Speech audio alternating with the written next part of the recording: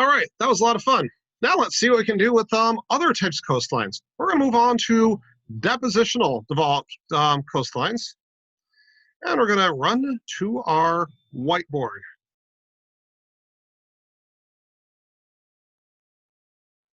So depositional whiteboard, we're not going to see terraces. We'll still see sea level rise, but now we're going to sort of also not going to see tectonic uplift. In fact, if anything, what we're going to see is a slow rate of land subsidence.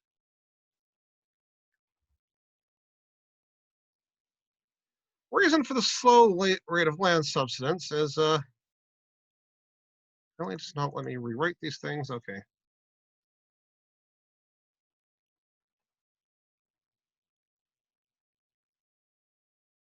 You're going to see a much higher rate of so you're not going to see sea cliffs. What you are going to see is a much higher rate of sediment input. Because you have a very high rate of sediment input, you're going to get a lot of material that is pushing out in the ocean. However, because the land is subsiding, even if sea level remains constant, you're still going to be you're still going to be able to get layers and layers of stuff on top of each other.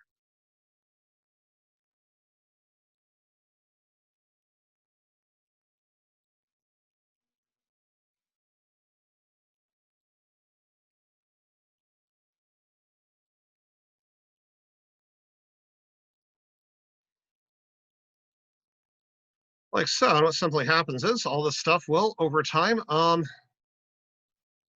sink down as the land surface subsides beneath the ocean. Now, the other thing you have is you still have wave energy coming at you. So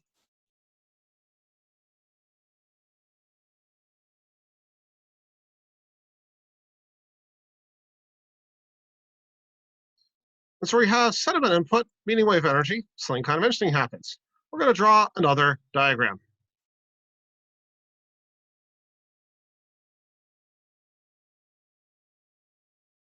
So where your river enters the water, there's the water. It's going to hit waves. The waves are going to slow the motion of the water down. You're going to start getting these pellets of sediment falling out of the water column.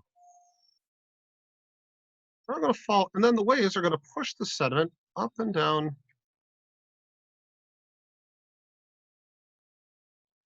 the shore.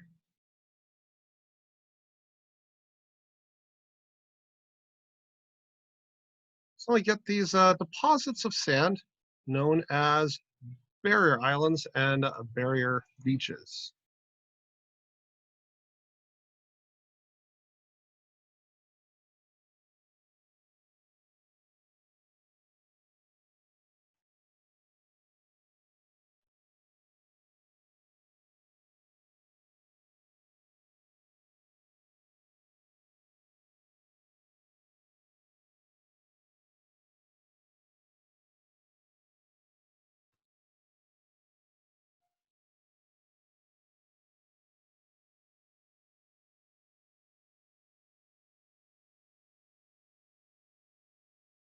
Beach.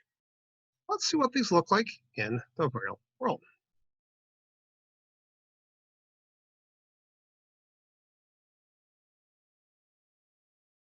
So on the depositional shoreline, now we're going to take a closer look at what's actually taking place on your depositional shoreline. I'm going to go back to our little whiteboard here.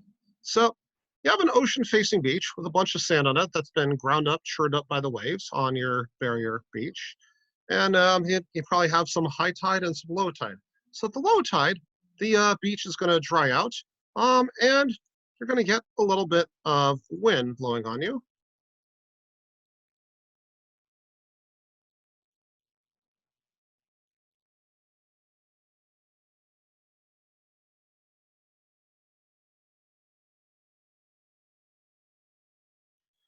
Wind blowing on the sand, especially during the daytime, and generally on the beach because the land warms up faster than the ocean, that's generally going to be an onshore flow. So you're going to get a couple particles of sand. They're going to get sort of blown inland by the wind.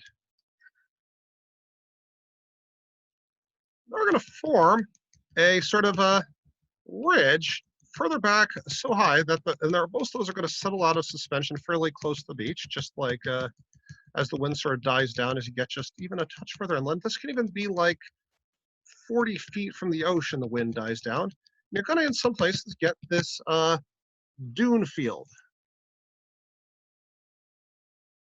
So indeed, dunes are not a source of sand for a beach. They're generally actually represent sand that has moved from the beach.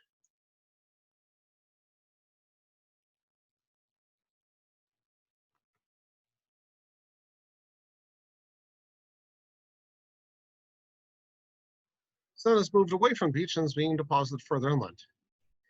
So let's take a look, see what those look like in our slides.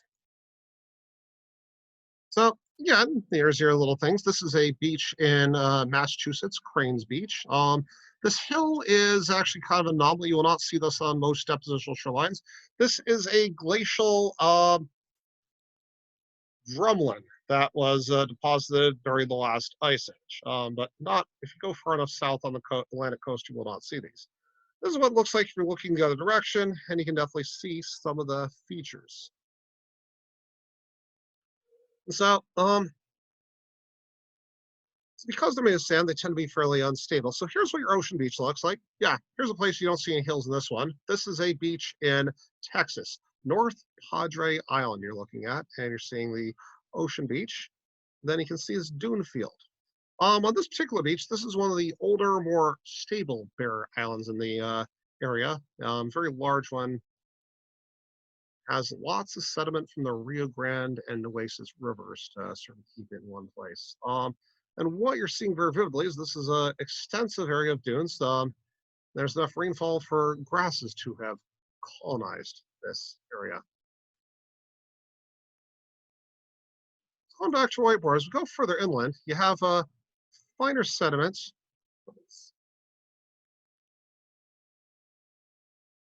Finer sediments settling out inland of the dunes, still some mud. You're also getting stuff that the occasional storm or tide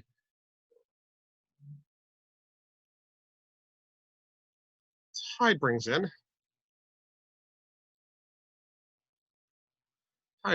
And the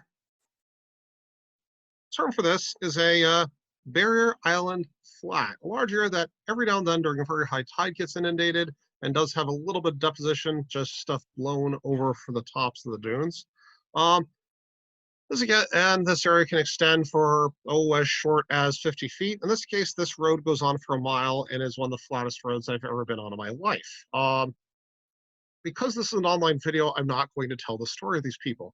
If you see me live or we get on a chat, I might tell you the story of what happened here. As you can see, their faces are covered up to protect the innocent. Now, if you go a little further towards the shore, you enter the salt marsh zone. This is an area that is usually flooded at high tide. This picture was taken at low tide. Also, the tidal cycles in this part of Laguna Madre are a little bit weird because of the restricted circulation. But yeah, I guess salt. And so this area will often be dried up. We have a couple of these in San Diego. We used to have a lot more of them. Then finally, the lagoon. Just to give you a sense of how shallow this lagoon is, here I am standing further out. Oh, you may wonder, wait a minute, did I say here I am? Yes. This video recorded in 2020. This picture was taken in 2003. God, I've aged.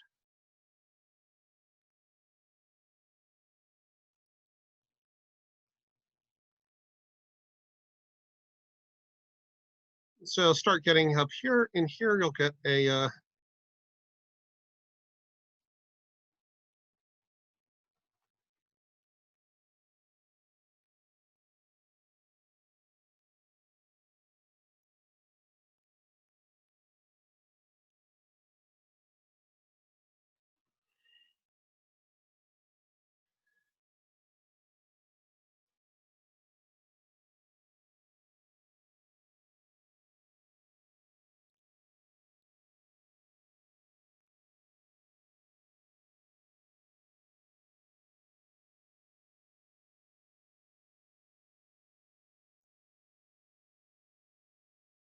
And then here we go.